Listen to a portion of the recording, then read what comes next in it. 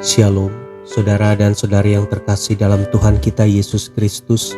Marilah kita luangkan waktu beberapa menit untuk berkencan dengan Tuhan saat ini, agar dari hari ke hari kita semakin dekat dengan Tuhan, sehingga hidup kita semakin diberkati dan menjadi berkat.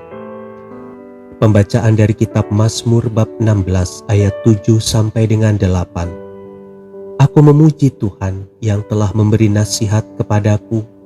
Ya, pada waktu malam hati nuraniku mengajari aku.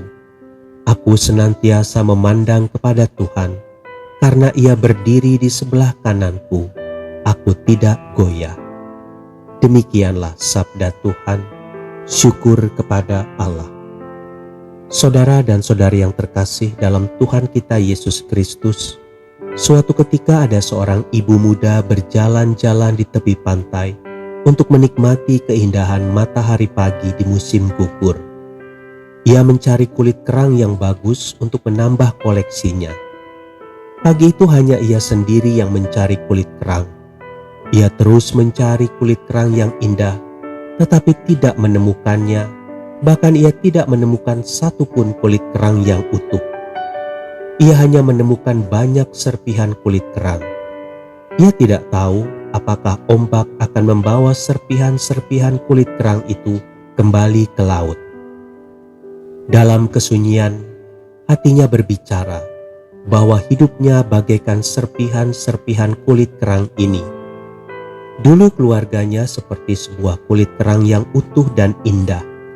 Tetapi tiba-tiba ombak yang besar menghanyutkan dan menghempaskannya ke batu karang, sehingga keluarganya menjadi seperti serpihan-serpihan kulit kerang tersebut. Pernikahannya berakhir dengan perceraian. Ia tetap berjalan menyusuri pantai itu sambil mengintrospeksi diri. Tiba-tiba sebuah ombak yang tenang dan kecil menyapu pantai dan mengantarkan sebuah kulit kerang indah yang utuh di atas kakinya. Ia memungutnya, kemudian hatinya mengakui betapa sempurnanya Tuhan membentuk kulit kerang itu.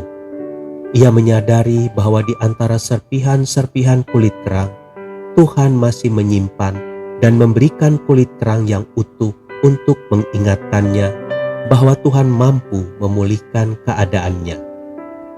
Di dalam hatinya ia berkata, pada saat yang indah, yaitu pada waktunya, Tuhan akan memulihkan keluargaku. Daripada aku terus berkubang dalam penyesalan yang tidak berguna, lebih baik aku mengerjakan apa yang menjadi bagianku dan meminta Tuhan mengerjakan bagiannya. Aku memang sudah tidak hidup bersama suamiku lagi, tetapi aku masih memiliki Tuhan dan 2 orang putra yang beranjak remaja. Aku tidak mau menyia-nyiakan waktu yang berharga ini. Aku akan bangkit bersama kedua putraku. Kami akan minta Tuhan membangun keluarga yang baik dari apa yang kami miliki.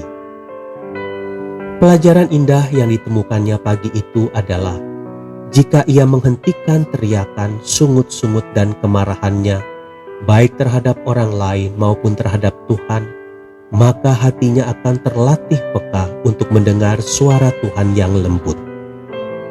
Saudara dan saudari yang terkasih dalam Tuhan kita Yesus Kristus, alangkah indahnya ketika kita menyadari bahwa lewat sebuah peristiwa, Tuhan sedang berbicara kepada kita. Sebenarnya Tuhan sering berbicara kepada kita. Mungkin hati kita yang kurang peka mendengar suaranya.